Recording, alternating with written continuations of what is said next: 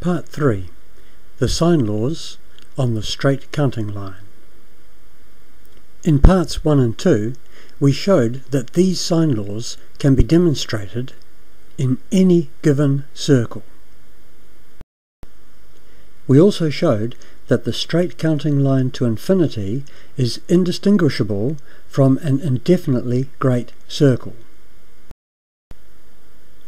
Clearly, we are unable to display the entire straight counting line on this page. So, as a circle, it has lifted off the page and into the realm of the human mind. And in the same way, as we're seeing it as an indefinitely great circle, we are unable to do a demonstration on it because we cannot take our counters and move 1, 2, 3 and carry on. We have to head out to, we'll rename that indefinity, and so there is no way that we can get all the way around and back to complete our demonstration. So we're going to have to also move from the realm of demonstration into the realm of proof. Because we're seeing the straight counting line now as an indefinitely great circle, we've got two different ways of looking at it. We've got the close-up view, which lets us see all the numbers, but is limited because it only lets us see a tiny portion of that circle.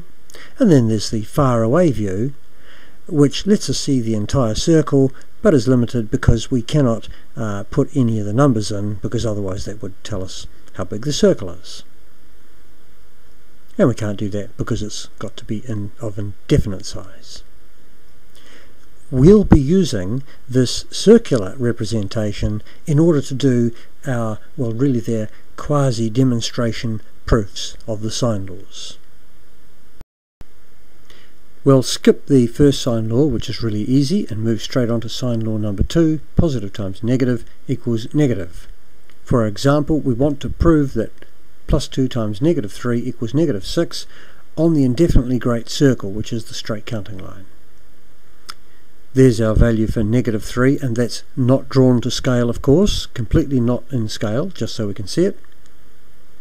And we're being asked to take two lots of that by addition, which means going around that way, not by subtraction. Fortunately for us, around the circle we can see the green bit is the positive value, which brings us to what minus 3 would be. We've got no idea what that is, of course. It could be a trillion, who knows, but we've actually got a value. It's the size of that green. And so we can actually add that green to itself another time going around this way. And there we are, we've done precisely that. There's the same sized chunk of green going around this way. And so we've got it. We've got one lot of it, one lot of minus 3, and there's our second lot of minus 3 added on. And that chunk there is of length 3 as well, just as that chunk was. And so you can see that we've gone backwards a total of 3 and 3, so we're back at the point minus 6, and we've shown that plus 2 times minus 3 is indeed equal to minus 6 on the indefinitely great circle, which is the straight counting line.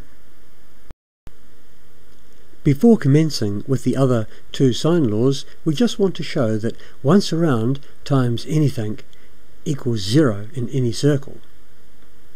Let's pick any circle, such as 4 circle in this case, and if we start at 0 and we go round the circle 1, 2, 3 and then back to 0, we've gone once around it.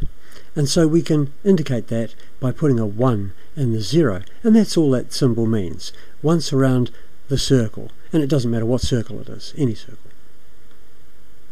In the 4 circle, once around really means a count of 4, so once around times 1 really means 4 lots of 1, and we can see that comes to 0 very easily. So there it is, 1 lot of 1, 2 lots of 1, 3 lots of 1, and once around 4 lots of 1 brings us back full circle to the 0. Next we'll show that once around lots of 2, in other words 4 lots of 2 in this circle, also brings us back to 0. So here we go. Here's 1 lot of 2, 2 lots of 2, 3 lots of 2, 4 lots of 2, that's once around lots of 2, and of course we've gone around the circle twice and we're back to 0 again. As you can see, it doesn't really matter what number we put there, we're always going to get back to 0. So for this example, 4 lots of 3. There's 1 lot of 3, 2 lots of 3, 3 lots of 3, 4 lots of 3, and that's once around lots of 3, and you can see we've gone around the circle 3 times and come back to 0. It's true in any circle, including the indefinitely great circle. So there might be uncountable trillions of numbers in this circle, it doesn't really matter. We'll just go around an uncountable trillion numbers of times and we'll come back to 0.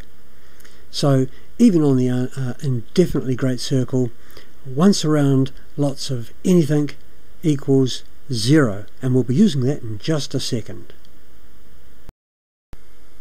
For the third sine law, we'll use this example. Negative 2 times positive 3 equals negative 6. That's to show that a negative times a positive is a negative.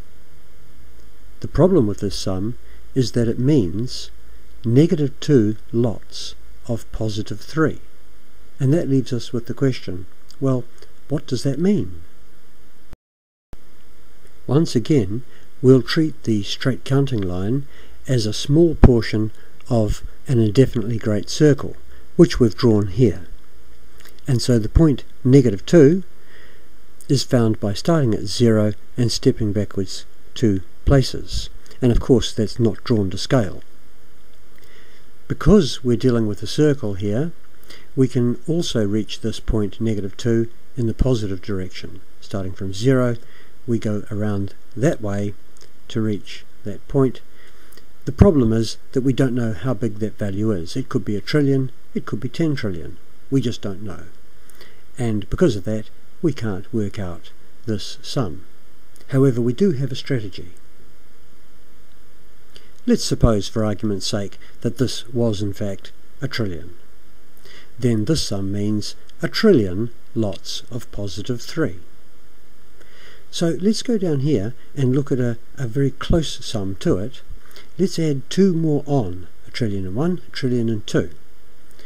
Now if we did that, we would have gone around full circles worth. So there we go, we're adding on 2 more lots of positive 3, and that amounts to a full circle's worth of positive 3. And of course we know what that comes to. Once around times positive 3 means that we'll end up going 3 times around the circle completely and back to 0. So there it is, our answer is 0. So looking back at what we've covered so far, we wanted to know what minus 2 times plus 3 was, and we couldn't work that out. So we added on another 2 lots of plus 3, and that gave us a whole circle's worth of plus 3, which we know came to 0. Now, in order to get to this line, we had added 2 lots of plus 3. So to get from here back to this top line here, we just have to take away 2 lots of plus 3. That's taking away 1 lot, and that's taking away 2 lots of 3, which brings us to minus 6, which fortunately is the answer we were hoping to get to minus 2 times plus 3. It comes to minus 6. And that concludes the third sine law. We'll conclude this discussion and talk a little bit about modern physics in part 4 of the sine laws.